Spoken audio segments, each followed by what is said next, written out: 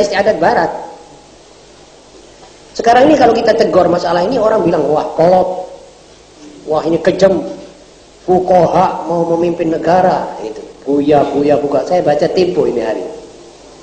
Sungguh isinya, ya saya kira mestinya suara itu ya kalau tidak dari Zionis Yahudi Internasional ya PKI. Sebab dia itu sinis sekali melihat Islam, mendengar Islam itu sinis. Dia lupa bahwa Barat yang dia kiblati atau Timurnya dia ambil syariatnya itu syariat komunis Lenin, itu kejamnya tidak bisa disifat itu. Dia bicara tentang bagaimana itu Khomeini ngelabrak orang, membunuh. Lah saudara tidak tahu apa yang dilakukan oleh yang dibunuh. Kenapa saudara kesusu? Ini CIA membunuh orang yang tidak salah. Kok saudara tidak bicara? CIA itu tiap menit membunuh orang. Sampai pimpinannya sambat. Kok tidak ada orang bicara?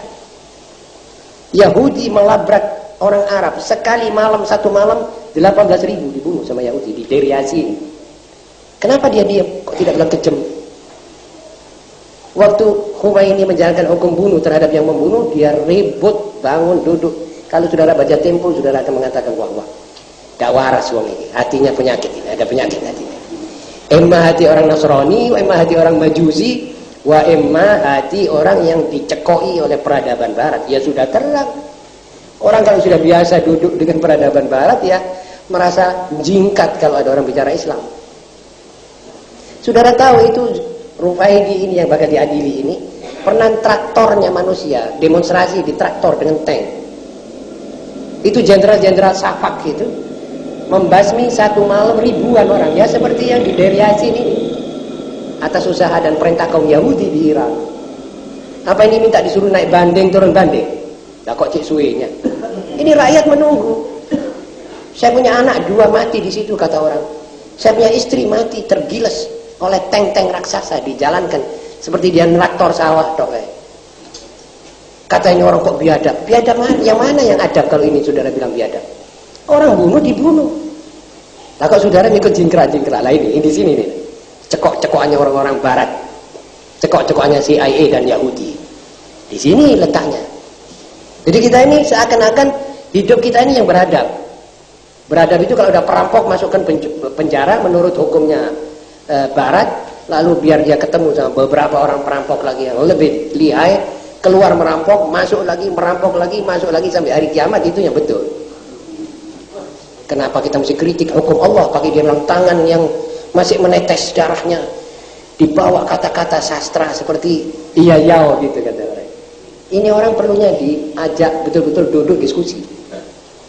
Dan mudah-mudahan saya ada waktu menulis di Tempo, saya akan bilang saya fuqaha. Mari kita duduk diskusi. Mestinya begitu supaya dia tahu bahwa ini orang kok omplong, nggak tahu apa-apa, tahu cuma taklid buta tok saja. Jadi dalam hal-hal begini kita mesti indahkan hukum Allah. Perempuan pakai kudung ribut dunia, kenapa? Perempuan disuruh pakai kudung. Ikut demonstrasi Iran. Itu yang maaf jalan yang sudah gegernya terbuka, tangannya terbuka, itu kepingin terus begitu. Ini orang perlu dikasih aturan. Kamu harus begini. Itu bukan satu peradaban. Tapi kalau sudah orang biasa di Jamban, maaf, dia sudah tidak berasa bau basi. Sudah lama misalnya duduk di Jamban 1-2 hari, sudah dia tidak berasa bau basi sudah. Tapi orang yang baru meliwat di situ sudah tidak kuat. Orang yang sudah hidup di jumblengnya Barat, sudah tidak bisa bau minyak wangi, dia sudah tidak. Dan mana mungkin keluar darah hidungnya kalau dikasih minyak wangi. Maaf saudara-saudara, ini satu contoh. Kebetulan baru saja hangatnya tadi saya baca.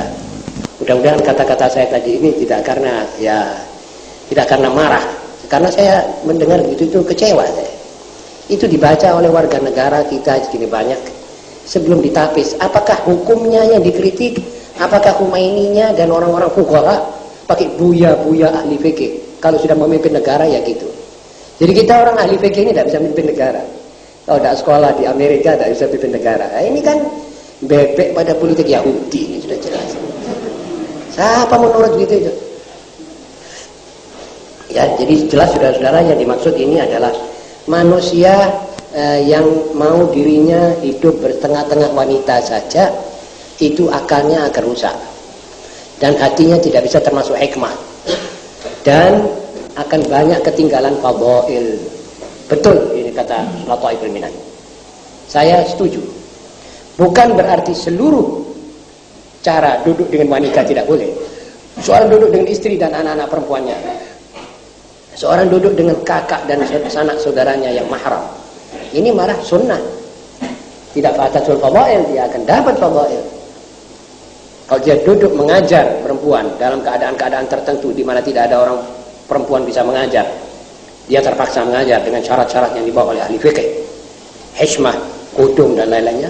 Ini tidak apa-apa, tidak termasuk. Ini yang dimaksud duduk-duduk, jalasa. Man aktsara min mujalasatin nisa. Jadi bukan istri, bukan sanak, bukan kadang, duduk-duduk tanas-tanas ini lama-lama membawa akibat sebagaimana yang saudara baca di sini. Jelas ya? Juga Yahudi mengatakan ini perkosaan. Nasrani mengatakan ini perkosaan. Minta supaya kita hidup seperti mereka. Tiap lelaki tidak boleh kawin lebih dari satu, tapi gundik 200. Nah, ini katanya dia tidak perkosaan. Kaum hipis juga sekarang dia mau candu. Misalnya dia mau hipis, dia mau madat, dia mau heroin. Anak-anak muda mau suntik candu. Kalau dilarang, jangan. Apa ini perkosaan ini? Jangan memperkosa saya, biar saya isep candu. Bagaimana jawab kita? Yang di sini kita malah nolak. Kenapa kita nolak di sini? Kenapa kita tidak bebaskan sekali? Kenapa kita tidak anggap anak muda yang mau zina, kita bilang iya sudah betul, tidak boleh kita perkosa saudara, silahkan saja. Kalau begitu sudah tidak ada beradab, tidak ada adab. Jadi orang yang kita kira beradab sebenarnya belum punya sedikit pun adab, yaitu Barat. Barat ini tidak ada adab, belum beradab. Peradabannya hanya pada alat-alat yang modern. Dia bikin kulkas, dia bikin tape recorder. Ya ini yang dimana orang kalau tidak punya ini ya tidak apa-apa, ya masih urip. Betul saudara? Kalau saudara tidak ada tape recorder, bisa hidup apa tidak hidup? Kalau saudara tidak punya kulkas, apa saudara mati? Tidak ada kapal terbang, apa saudara mati? Tidak. Tidak ada Mercy, apa saudara mati? Tidak. Semua peradaban Barat itu model ini. Jadi tidak ada harganya sebetulnya. Harganya sedikit, yaitu membantu mempercepat perjalanan orang, mempercepat. Tapi jalan orang jalan.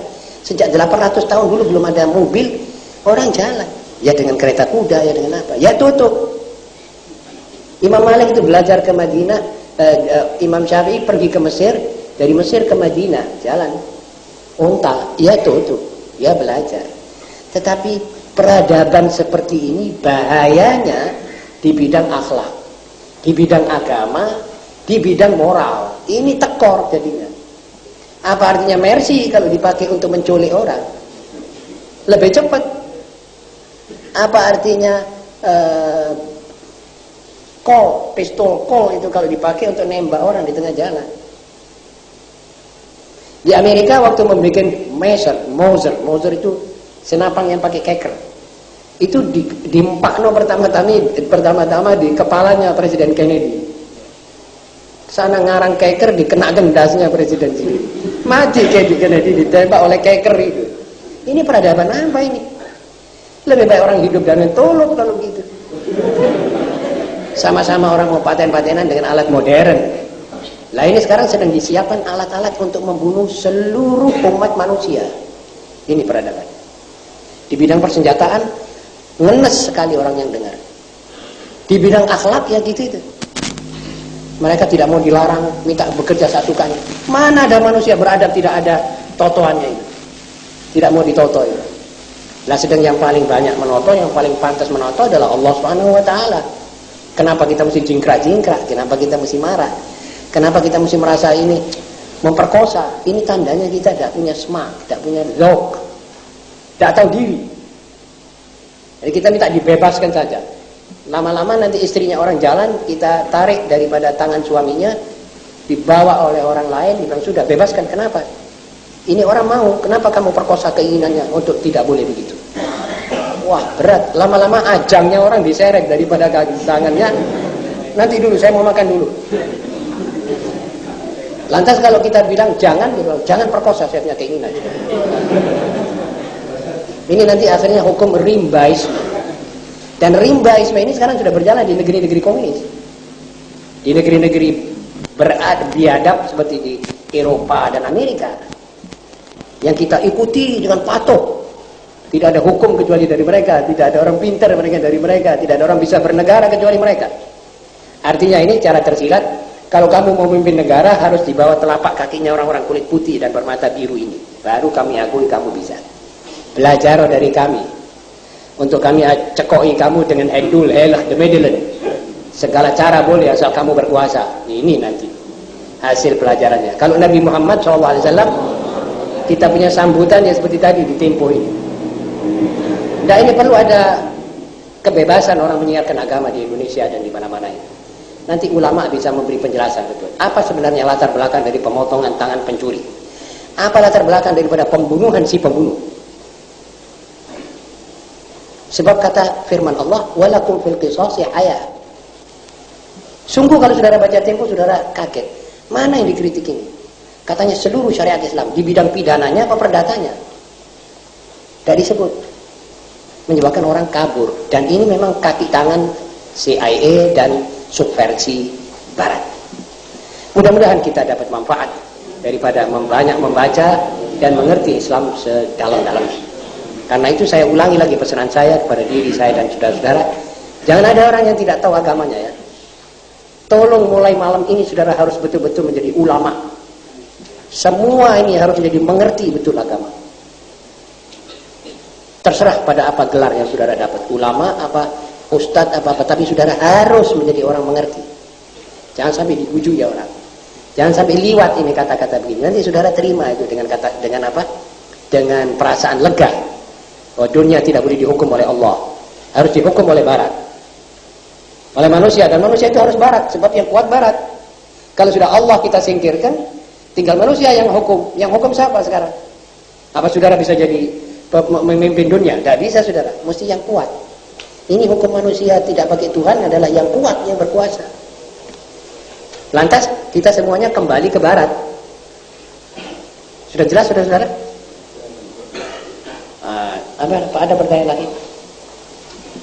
Ya Rabbana darabna bi annana darabna wa lana asrafna ala ladha ashrafna wa tum alaina tauba tasir li kulli arba wa